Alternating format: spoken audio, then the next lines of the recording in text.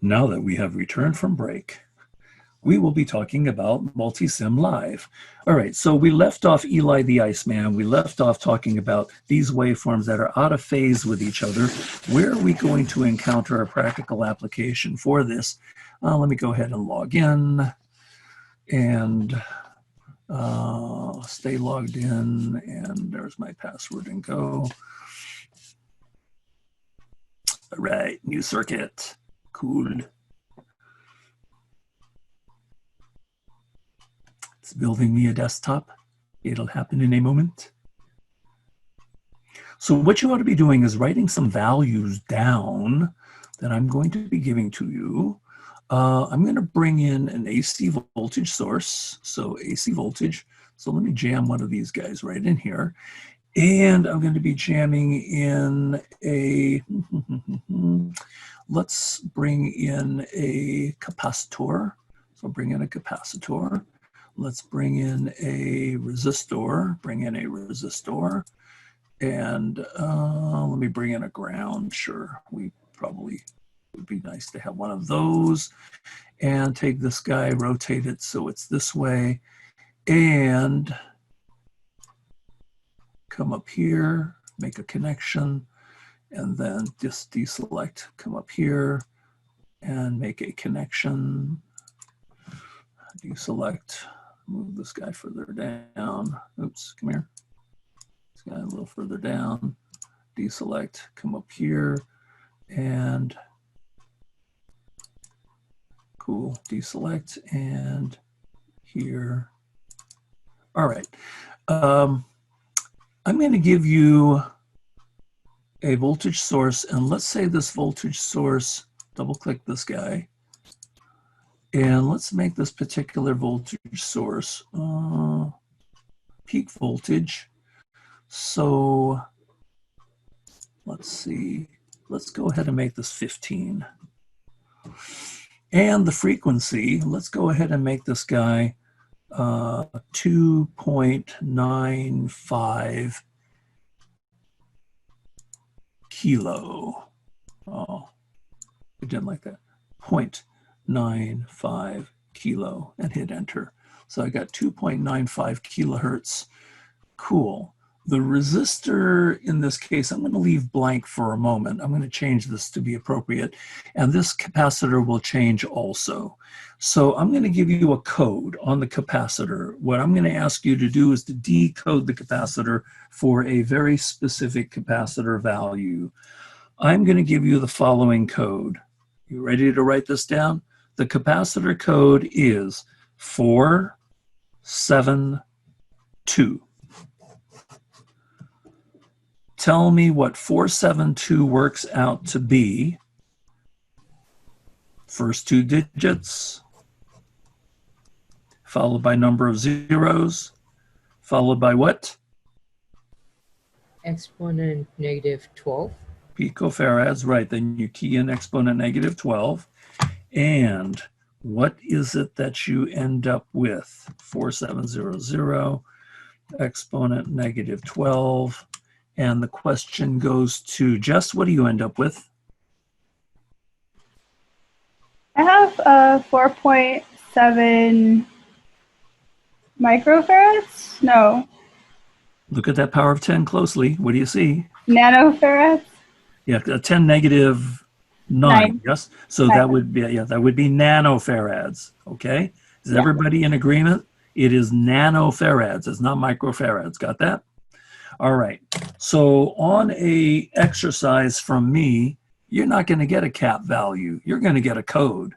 What you're going to need to do is to decode that in order to insert the appropriate value for the capacitor. So this capacitor we said was a code 472. Well, I will now go ahead and key in 4.7 nano, enter. And deselect. So now is my capacitor 4.7 nano. You will not get the capacitor value, you will only get a code. From the code, you have to code this properly.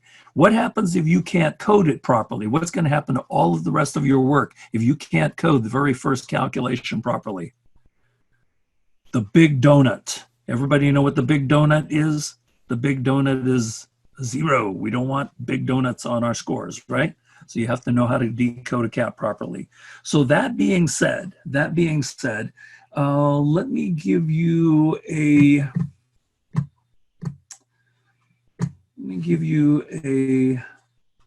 resistor value.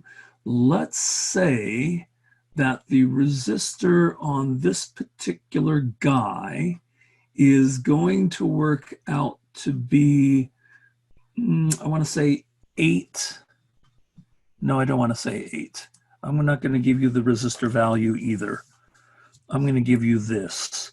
Suppose this works out to be violet, orange, red, gold at minimum. Hope you wrote that down. The color code is a 4-band resistor. And the color bands, write this down: violet, orange, red, and gold at minimum. So no, you're not going to get a resistor value. You're going to get a color code at minimum or maximum. And I've just given it to you. Violet, orange, red, gold at minimum. And so if you go to do this, and your resistor value calculates to be what value? The question goes to, let's take a look here. Ephraim, do you have this for us? Yeah, let me see. I'm calculating 1 second, please. Well, violet, orange, red, gold at minimum. 7.3 kilo ohms. So what's that? Wait, I have 5% at minimum. So that At minimum. Okay, my bad. Let me. 6.934 kilo.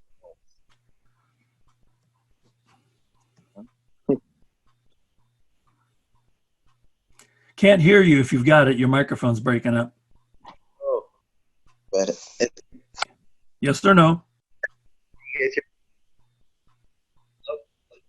Tony Ha, do you have it? 6.94 kilo ohm. Okay, give me all the digits actually in this case. 7. Oh, 6.935 Okay, 6.935 kilo ohms, yes? Yes. Normally we would write down 6.94 kilo ohms. But here, since I'm putting it into the circuit, I want a very specific value that this calculates to, because I can key in that value exactly as it comes off the calculator. Who needs help with this? Because I can do this for us now. I need help, Professor Ko. Okay, so we happen to have right here, and let me switch this very quickly. It's good for us to refresh ourselves in some of these things. You happen to have a violet, a orange, and a red, and a gold. And according to our color code chart, first band is first digit, second band is second digit, and on a 4-band system, what's my third band tell me? The power. The power or number of zeros, yes? Yeah. Number of zeros. So my first band is 7. So how do I code that? What value is a 7? No, what value is a violet? I just gave you the number. Blah. 7. Violet is a 7. Okay. How about orange? Orange is 3. Orange is 3. Red tells you how many zeros? It's 2. 2 zeros, right? So we have a 7,300 ohm resistor at gold, and gold is plus or minus 5%, but minimum means 5% less than 100. So what is 100 less 5%? Isn't that 95%? And so what is 95% as a decimal? 0.95. That's all you have to do. So you take 7,300 multiplied by 0.95 right now. 6.935 kilo ohms.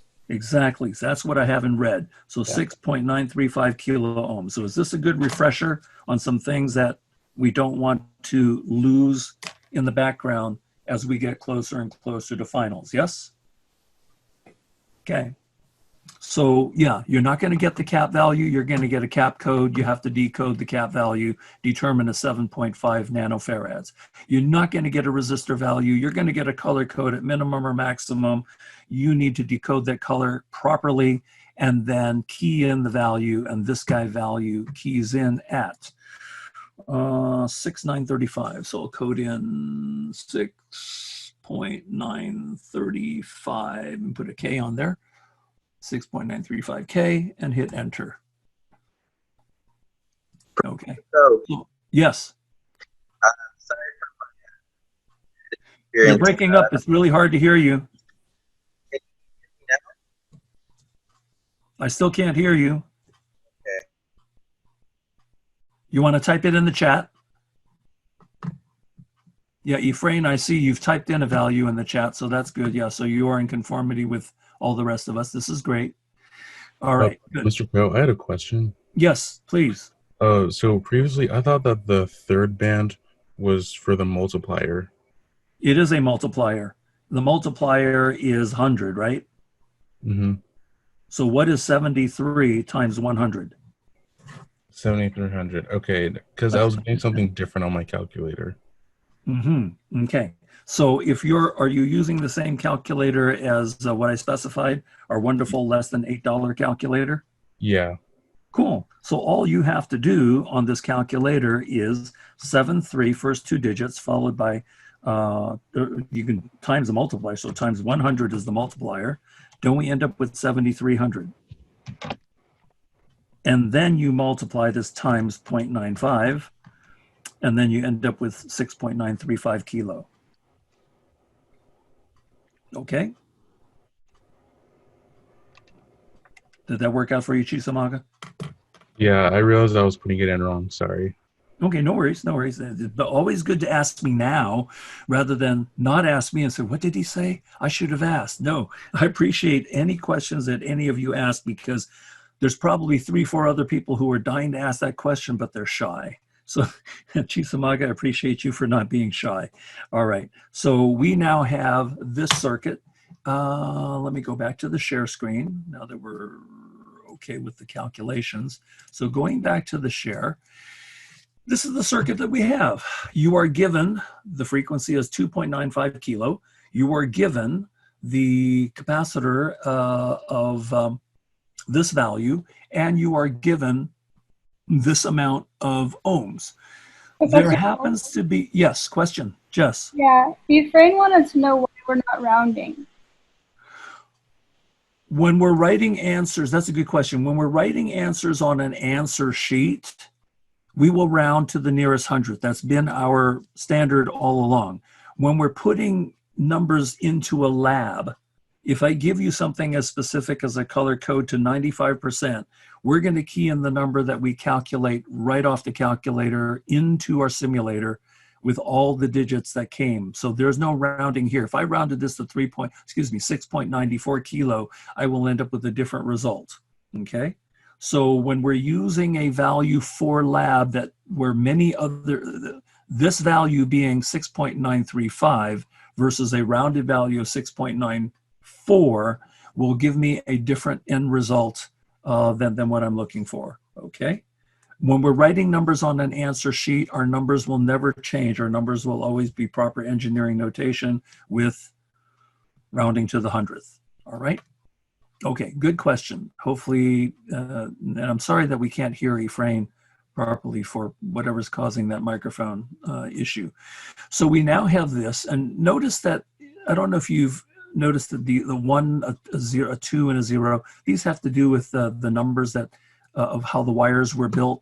I can come here, hit display, and on the right-hand side, uncheck the box, net labels, and now that 1 disappears. Select this wire, go to the right-hand side, uncheck the box, and that 2 disappears. If I do that 0 above the line is distracting, come over to the right-hand side, uncheck the box, and now the 0. So now I have a cleaner looking circuit, all right? Now there is something else that is very interesting about capacitors. Is this a DC circuit or is this an AC circuit? My friends. AC. AC. What I've shown you previously with the cap charging and discharging was with the DC circuit. Well, with a cap in AC, this charges and discharges also, but because it charges and discharges also, and there's a resistor in here, and the time constants and everything, there will show when we go to measure voltages from one side of the circuit to another, we will be able to see some differences. Now, this is a capacitor in units of capacitance. If you recall, was there something called X sub C? Was there something called capacitive reactance? Do you recall that in the table that we had played with before? In the table that we had played with before, stop the share, come back to my PowerPoint for just a moment and scroll up to my electrical terms. Come back here and then go to the share again, just to refresh your memory. Some of you don't remember this fine point. If you look at the vocabulary here, we talked about C for capacitance measured in farads, but there's something here known as X sub C that's spoken as capacitive reactance, and that is ohms, opposition to AC by a capacitor. So this capacitor has two properties. It has a property known as capacitance, but it also has another property known as capacitive reactance. There is a way to calculate these ohms based upon the capacitance of that particular component. And the way to calculate the X sub C is with a very simple formula. And let me show it to you here. So let me stop this share for a moment, get to the paper, and let's go ahead and talk about X sub C. X sub C is capacitive reactance. And this is equal to ohms from a cap to AC. And X sub C is calculated very simply 1 over 2 pi F capital C. This is your formula for calculating X sub C. As long as you know the frequency, and as long as you know the capacitor value, you can calculate the amount of ohms this capacitor will exhibit in this circuit at this moment. And we said in our circuit that this is equal to 1 over 2 pi. The F in this particular case was 2.95 kilo. So we have a multiply here, we have a multiply here, and we're going to multiply by the capacitance value. And the capacitance value was 4.7 nano. Okay? So you have 2 times pi times 2.95 kilo, which is the frequency, and multiplied by the capacitance value of 4.7 nano. So I'm going to ask you to call out the keystroke sequence. Anna, could you call out the keystroke sequence for us, what we need to do here, please? So that would be 2 pi times. On our calculator, we have to hit the times key. And then in our calculators, we probably have to hit shift. So we have a shift, and then we have the pi key. So 2 times shift pi, followed by times 2.95 2.95 exponent, very good. 3 is very good. times 4.7 exponent negative 9 and then equals, that will take care of the denominator. And Then what else do I need to do? Reciprocal. Reciprocal key to divide it back into 1, and then hit equals. Good job, Anna. Good job. So can everybody see this keystroke sequence? It is 2 times shift pi on our calculators times 2.95 exponent 3, because there's your kilo, times 4.7 exponent -9 equals, so this first time we hit equals, we have calculated the denominator of this fraction. We still have to divide it back into 1. And the way we do that is we hit reciprocal 1 more time and hit equals 1 more time. And after this, we should have the amount of ohms that this guy is able to crank out. And so for the amount of ohms, the question goes to Ryan. Ryan, do you have the amount of ohms for us, please? I got 11.48 thousand ohms. 11.48 kilo ohms. Is that what you get? Yeah. Okay, how many people concur with Ryan and get the 11.48 kilo? Give me a thumbs up. Uh-oh. I don't see enough thumbs. Enough, Professor. I didn't hear that.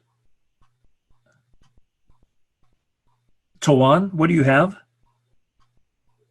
13.545 kilo. 13.545 would be 5.5, wouldn't it? 5.5, okay. 13.55 kilo ohms. How many people agree with 13.55 kilo ohms?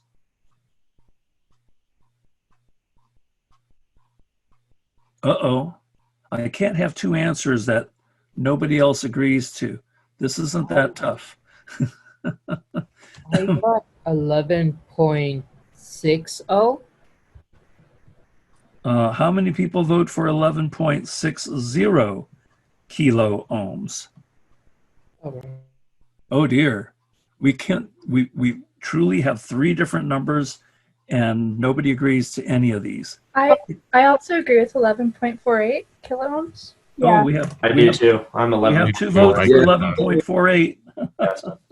I vote as well for that one. Okay, 2, 3, 4 people.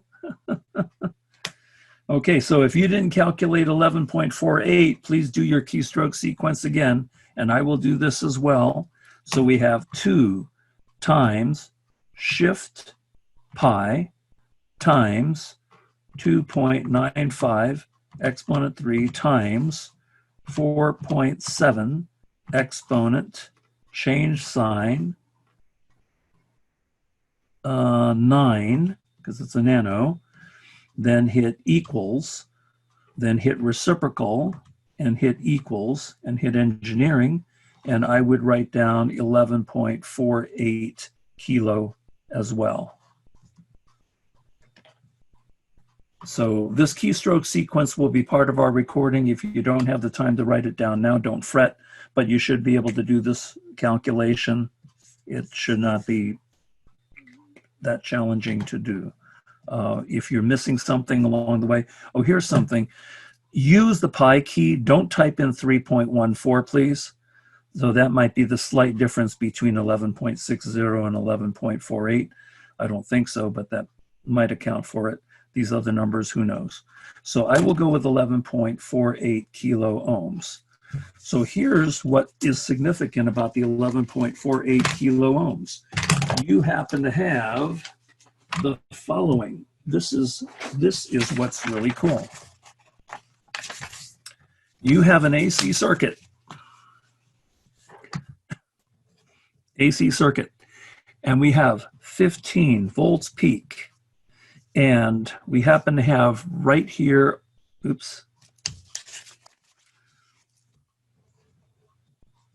15 volt peak. And we happen to have right here a capacitor. And the capacitor is exhibiting capacitive reactance of 11.48 kilo ohms. And over here, we happen to have 6.935 kilo ohms. And here we will have a ground. Do I have ohms here? This is an R. It's equal to, do I have ohms over here for the capacitor? Do I have ohms over here for the resistor? How do I determine total ohms? They're in series. What do you think we're gonna need to do? Reciprocal. I have ohms in series with ohms. Some of them? Some people say reciprocal, some people say sum. The only time we sum capacitors in series is only for the farads. But when we're dealing with ohms, ohms is ohms like any other ohms. They behave as a sum for total. What do you call total ohms if I have a capacitor and if I have a resistor? What do you call total ohms in an AC circuit? Do we simply sum this as 11.48 kilo plus 6.935 kilo? Let's think about that. Do you recall one more term that is given to us in the very beginning? Do you recall, let me get to this page, right? Move this guy up. Do you recall on this table, Z? Z is called what? Impedance. Impedance is measured also in ohms. But what's the definition of impedance? It says the total opposition to AC current by a what? Resistor with a cap or coil or all three connected.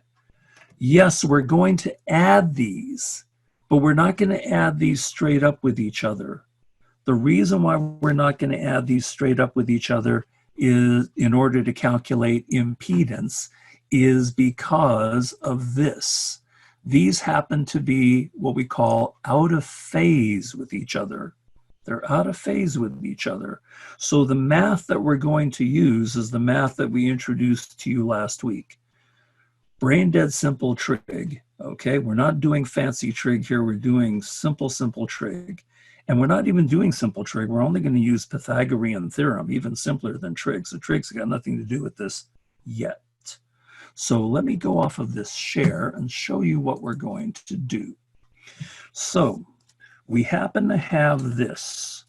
We happen to have, and I'm going to draw this in the form of phasors. What is a phasor? What are phasors? No, phasors are not the things that Spock used to shoot the Klingons with Captain Kirk. That's a different kind of phasor. Phasors in the sciences is equal to a magnitude with a certain direction. That's what phasors are. And simply, they're drawn as arrows. So phasors are drawn in the form of arrows showing a magnitude, a certain amount, and a direction. And the phasors associated here are really quite simple. I happen to have an R phasor. That's right here. This is my R phasor. It starts here, and the R phasor is going to be this, and the comma will be at 0 degrees. Attached to the very end of the R phasor will be my X sub C phasor, and my X sub C phasor will hang down in this direction. X sub C, and X sub C will be 11.48 kilo ohms, and its angle is going to be negative 90 degrees. Now, why is that negative 90 degrees? Is because it is out of phase from the current, having to do with currents, which I'll explain later, but for the time being, they are out of phase with each other. So you can't just add these two numbers straight up with each other, but you can add them using Pythagorean theorem. You can add them using a triangle. And if you add these using the triangle, what you do, you end up putting between the starting point and the very end point is going to be the hypotenuse of your right triangle. This, my friends, is going to be Z.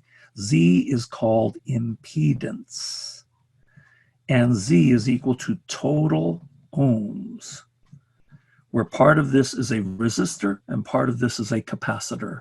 Can you calculate Z based on the homework that you had done and the practice test that you had done, can you calculate this z? Work that out now, would you please? If you recall, z, remember if this was A and this was B and this was C, what was the formula for C? Wasn't C equal to the square root of A squared plus B squared? That was what we used in Pythagorean theorem. So if we apply the same notion to these letters, isn't Z going to be equal to the square root of R squared plus XC squared?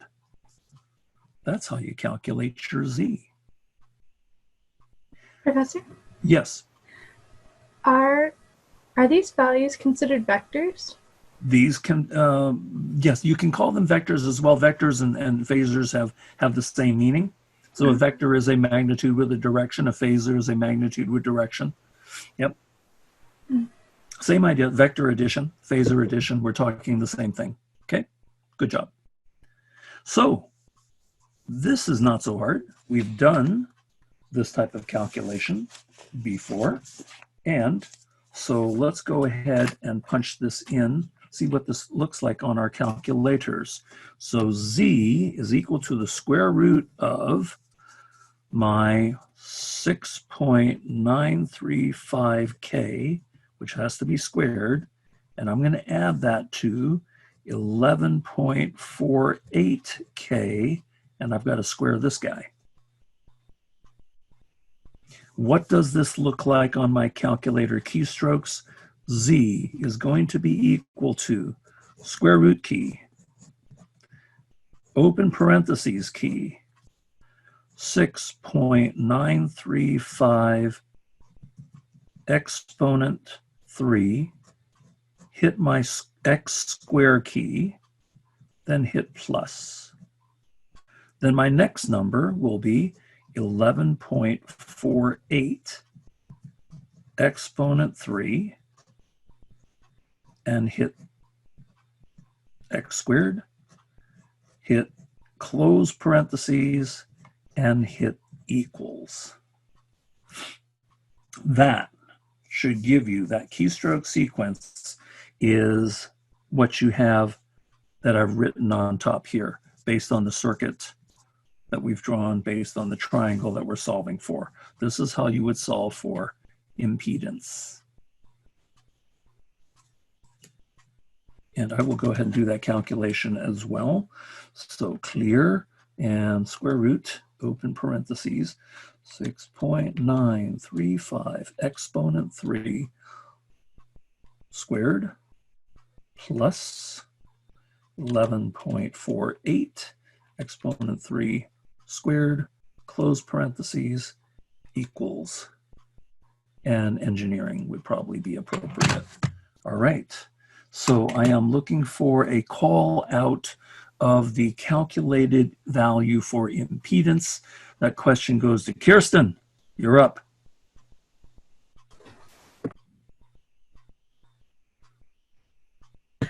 Sorry, I couldn't unmute. 13.41 kiloohms. How many people agree with Kirsten at 13.41 kilo ohms? 13.41 kilo ohms. Show me a thumbs up if you agree with that. Agreed. Okay, Agree. good. Okay, and so that does work out to be 13.41 kilo ohms.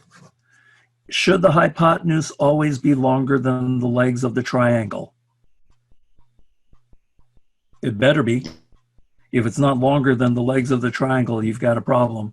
And I made note of that when I looked at your practice tests. A number of the practice tests did had some challenging errors with respect to the sides of the triangle. Some people had the legs of the triangle longer than the hypotenuse. Some people had the hypotenuse less than one of the legs. And so I made note of all of that in your comment section of your submittals, okay? So be mindful of that. Any questions on this value? Does anybody need to see the keystrokes on my calculator? I'll be happy to do so. I have a question.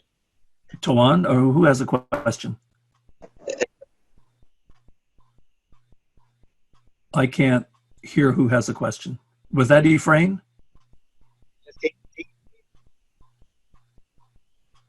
Well, whoever I can't hear, I'm sorry, but could you type your question in?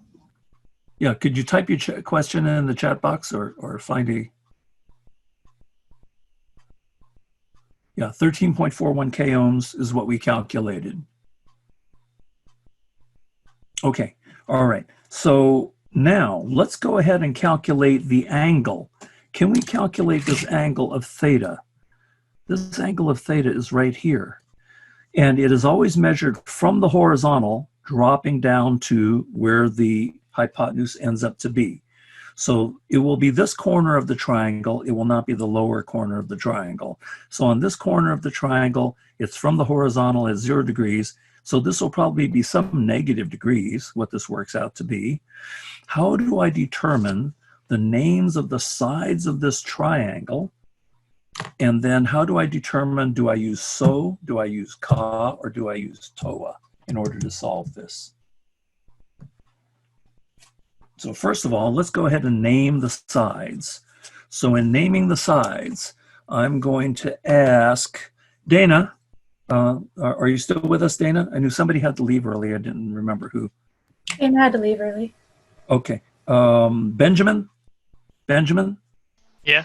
You know, what, we already know that the red is hypotenuse, so that's an HYP for over here. What side is x sub c? Relative to theta, we would call x sub c what side? The B. Well, I'm looking, the words I'm looking for. For sine and cosine? Yes, so I'm looking for opposite versus adjacent. They'd be opposite. How many people agree that x sub c would be the opposite side? It is OPP, it is opposite because it is on the other side of the triangle. So what do we call the side that makes up theta? There's two sides that always make up theta. One will be the hypotenuse. What do we call the other side that makes up theta, which is r? The r side is what? It is called, everybody? Adjacent, yes? So far, so good? So this is the adjacent side. Hypotenuse is always the longest side. And then the side not related to theta on the other side of the triangle from theta is called opposite. Now, what are our given values? One of our given values is the resistor. So we happen to have the adjacent side. We have an A there, yes? What is the other side given? The other side given, one of the earlier calculation, is 11.48 for x sub c. This is called opposite. I happen to have a first letter O. Are you watching this carefully? Adjacent starts with the letter A. Opposite starts with the letter O. So what am I going to use on this to solve for my angle of theta? Am I going to use so, ka, or toa? So we have, remember, we have a so, we have ka, and we have toa. And in this particular instance, we happen to have the adjacent. We happen to have the opposite. The adjacent was given as 6.935 kilo, and the opposite was given as 11.48 kilo. You happen to have the O and the A. So does so have an O and an A? Nope. Does ka have an O and an A? Nope. Does toa have an O and an A? Yes. So we will use toa. Ephraim got the question ready. I'm sorry? Yeah, Ephraim's question in the chat. X sub c is not 90 plus. Instead, we have 90 minus. Yes, we said that it was a negative 90 degrees. So that's why I have it pointing down. So let's get back to here. So we're going to use toa. So toa says that the tangent of the angle of theta is equal to something over something. So T stands for tangent. The O is my numerator and the A is my denominator. So O stands for opposite. Professor, A how do stands we know it's a negative 90? I'm sorry, what? How do we know it's negative 90? Accept it for now. I will explain that through the next definition for you. It has to do with the way that the current's set up on a. It's another 15-minute discussion, which I don't have right now. Okay. If I had another 15 minutes before the end of what we're doing here, I would gladly explain it. So I will do that. It's also part of the videos that you're asked to look at, and you will also get this in as part of the PowerPoint. It'll be fully worked out why it's negative 90. It'll become very obvious to you why it's negative 90. But for the time being, for tonight, just accept that it's going to be a negative 90 degrees. Anyway, getting back to what I'm saying. All right, so we have a T, we have an O, and we have adjacent. We're not interested in the tangent of theta. We want theta. So the angle of theta is given as the inverse tangent of the opposite. And so the opposite is a negative 11.48 K. Negative because it's pointing down. It's a negative angle. And the adjacent is 6.935 K. Well, guess what happens to the kilos? I didn't even have to write them down, did I? The kilos cancel. So how do I key this into the calculator? This will be keyed in this way. This will be a shift tan. You have a shift key, and you have a tan key, and you have an open parentheses, and then you start off with a change sign, 11.48, and you're going to divide this by 6.935, and then you're going to close parentheses, and then you're going to hit equals.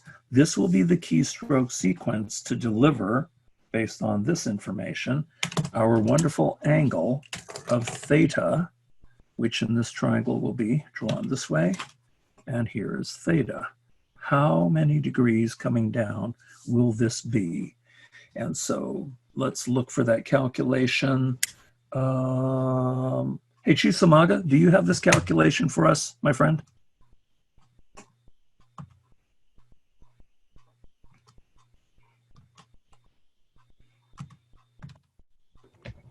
Yeah, but I reversed the 6.935 and the 11.48.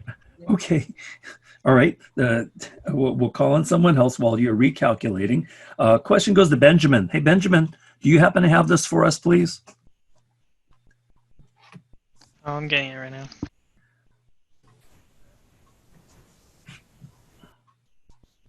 Javier, do you have this number for us, please?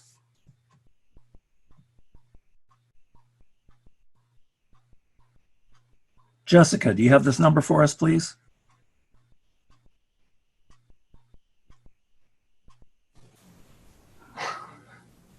Luis, you got this number for us? Yes, I do. It's a negative 58.86 degrees. Negative 58.86 degrees. That's what I have on my calculator also. So again, the keystroke sequence will be part of the recording. If you didn't have time to write down, copy down the keystroke sequence, it is part of tonight's recording. But if you just simply do as I've written, shift tan, open paren, change sign, 11.48 divide by 6.935, close paren, equals, boom. Now, I will say this, if your calculator's not set up properly to show degrees, you might end up with something different. And so it begs the question, is your calculator set up properly to show degrees? And the way you look at that on this calculator is, do we have D shown clearly at the top right here in this part of the display of this calculator? If you see an R, you're going to get a different number. You have to be in the degrees mode. So your calculators can be set up to read degrees or radians or grads. We need for our calculators to be set up in degrees. So you can do this keystroke sequence exactly as we see here, but if your calculator is not set up for degrees, you won't see this number. So you might be throwing in the numbers correctly into your calculator, but you have to make sure your calculator is set up to display degrees. Are we good with this so far? Okay. So here's where the magic happens. Here's where the magic happens. Let's go back to my share screen right here and right here. And let's go ahead and hit split.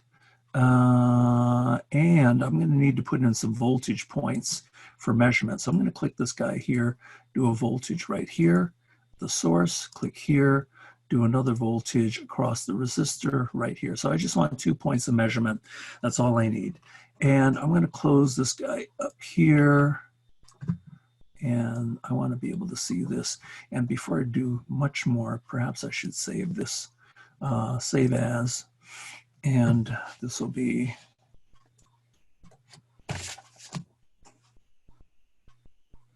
RC phase shift. Oops. Phase shift -1 by co. Okay, and hit OK. Done a fair amount of work.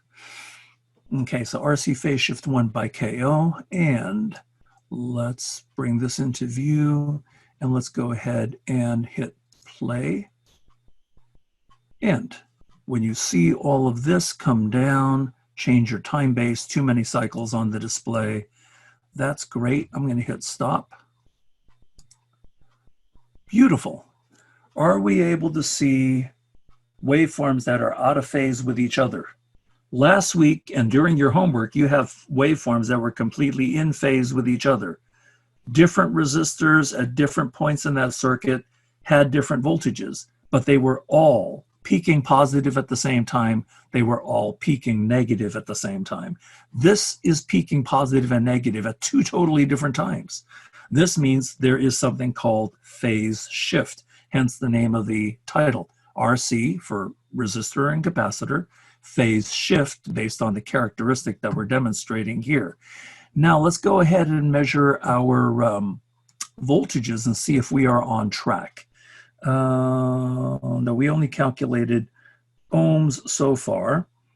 So let's see, we also calculated total. We can do this. We had a total ohms, did we not? Wasn't our total ohms 13.41 k ohms? So I'm going to do this really fast. Check this out. Come back to here. We had total ohms of 13.41 k ohms. So if I happen to have this guy here, I have a capacitor and I have a resistor, and my Z is equal to 13.41 kilo ohms, total ohms, and my voltage was 15 volts. How do you calculate IT? Ohm's law applies to AC the same way it applies to DC. You still have a V, you have an I, and you happen to have ohms over here. So what am I looking for? I. Cover up the I in my circle. What's left over? Isn't it V divided by ohms? So isn't my IT going to calculate as 15 volt peak over 13.41 kilo ohms? Can you calculate a current for us, please? 15 volts divided by 13.41 K, as you can see on my screen. And I would like to ask Harpreet, can you do this calculation for us, please? 15, turn on calculator. Yeah, just give me a second. Yeah, 15, I'm gonna do it with you. 15 and divide by 13.41 kilo and hit engineering. So what is the current that you calculate, my friend? So 1.12. 1.12 what? Apples, oranges? Milliamps. Milliamps, that's what I was looking for. How many people confirm? I have 1.12 milliamps. Got a thumbs up? Pretty basic calculation. 15 volts divided by this number, 1.12 milliamps. Nothing special about this. Total voltage, total ohms, total current. Are we good with this? Once you calculate the total current, did we know the ohms of the resistor? What were the ohms of the resistor? The ohms of the resistor wasn't R equal to 6.935 K ohms. Wasn't that the resistance of the resistor? Could you calculate the voltage that you're going to drop across this resistor? How much voltage is going to be across this resistor if you know the ohms and you now know the current? According to the Ohm's law circle, what do? Don't you cover up the V? What are you left with? Isn't this I times ohms? Do we have a total I, total current? Do I have ohms on the resistor? Can you calculate VR? VR is equal to R times IT is equal to 6.935 K times 1.12 milliamps. Exactly as I write it. I am looking for a calculation exactly as I have written it. Mr. Tony Ha. Mr. Tony Ha. 7.77 volt. You have 7.77 volt. 7.77 volts. And since the voltage was a peak form, then we should add a peak after that. Yes. How many people agree with 7.77 volts peak? We have a couple of thumbs up. Good. Several thumbs up. Very good. Now, do we have a target that we can check and see if our voltage is going to be measuring across the resistor at 7.77 volts peak? I now have a target. Remember, you can't do the lab, you can't dry lab, you can't do your lab procedures, do measurements unless you have a target voltage value to compare against. I will now go back to the share screen and check this out. Go back to here, go to here, and once I am here, I am going to grab a cursor, and I want this on the y-axis. I don't need cursor 2, I just want cursor 1. The voltage on the resistor is the blue waveform. I'm going to put this right through the top of the blue waveform. And if I put this right through the top of the blue waveform, hey, guess what my cursor 1 reads? My cursor 1 reads, can you see the number in my lower left-hand corner of my O-scope screen? Can you see that number there, Andrew? What's it saying on my screen? Cursor 1. Is it big enough for you to see? Hopefully it is. It's cut off for me by the Zoom. I'm yeah, sorry. I can't see it. It's not down for me. Okay. It happens to be right at the bottom. I'm sorry. Anyway, it right here, it reads as 7.7654. 7.7654. Is that pretty darn close to our 7.77 volts peak? Hallelujah. So we're able to verify the voltage on our schematic. That's exciting. Now, how about this thing called phase shift? Check out the phase shift. The phase shift is also easy to calculate. And in order to do the phase shift, you have to do this. So phase shift, we're going to have to change the cursors to a different axis. The cursors will now go on the x-axis.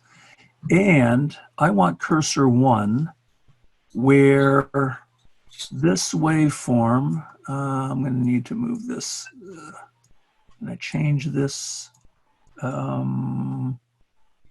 Cursor 1 right here. I need to move the cursor where it is crossing the 0 line. So here's my 0 line, and see the blue waveform crossing the 0 line at my cursor. So that's where cursor 1 is set up.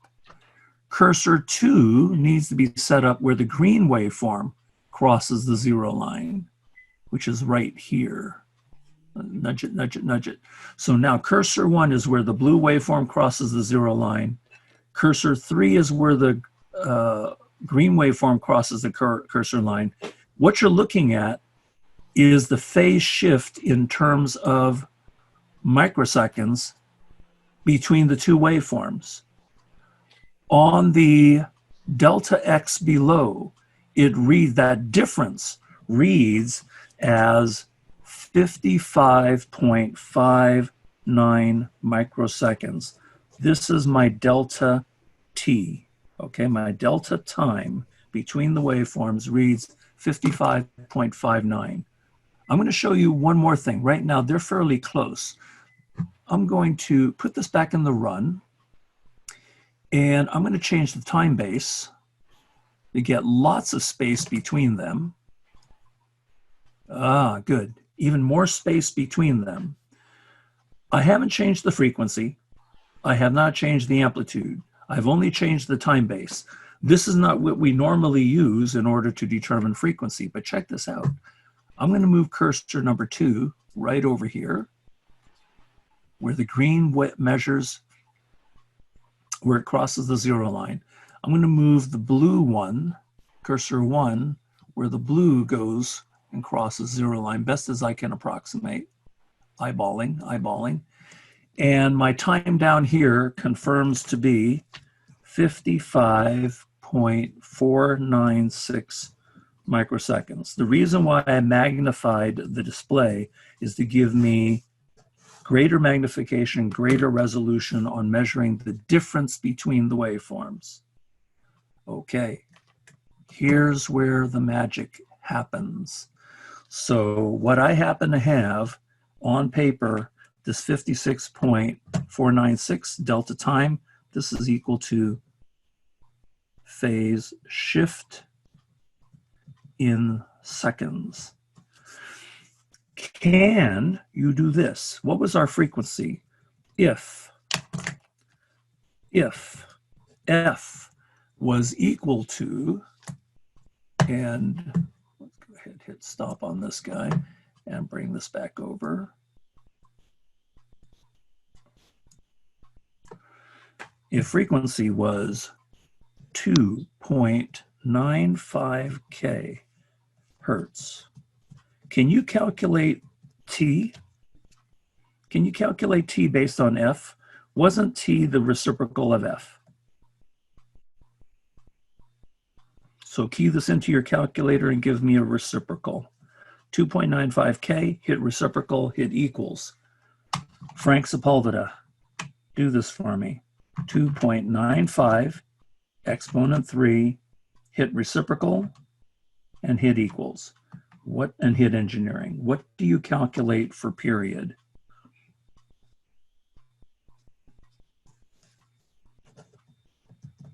Frank Sepulveda. I'm calculating it. Okay, good. Period is the time for one cycle. You key in 2.95 kilo, hit reciprocal equals. Engineering, and what do you have?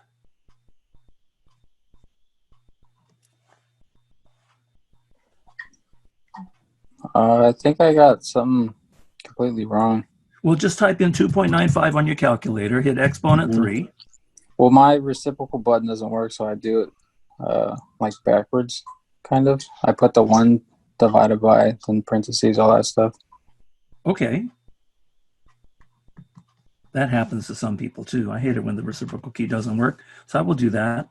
1 divide by, open parentheses, and let's do this, 2.95 exponent 3, and close parentheses. That's what you do on your calculator, right? Yeah. Then when you hit equals, what do you get? 338.9. 0.9 what? I'm looking for 2 digits. 0.98. 338.98. And what's my power of 10 at the far right-hand side? Micro. Cool, microseconds.